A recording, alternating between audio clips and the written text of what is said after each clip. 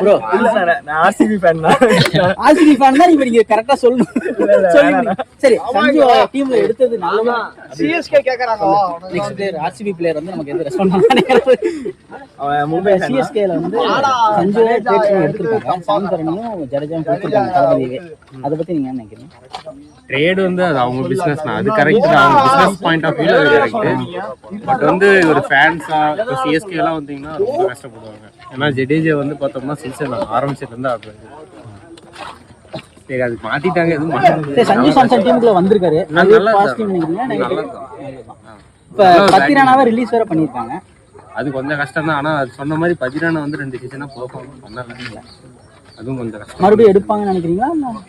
எடுக்க சான்ஸ் அதிகமாக தானே இருக்கு. ஏன்னா இப்போ சென்னையில் சொல்லிக்கிற அளவுக்கு பவுலர்ஸ் அந்த 4 hours கொஞ்சம் கண்ட்ரோல் பண்ணி போகணும்னா கொஞ்சம் 14. நெக்ஸ்ட் வந்து தீபக் ஹூடா, ராகுல் திரிபாதி எல்லாம் போன இயர் பர்ஃபார்ம் பண்ணலன்னு வெளியில எடுத்துருக்காங்க. அதுவுமே கொஞ்சம் இதுதான்.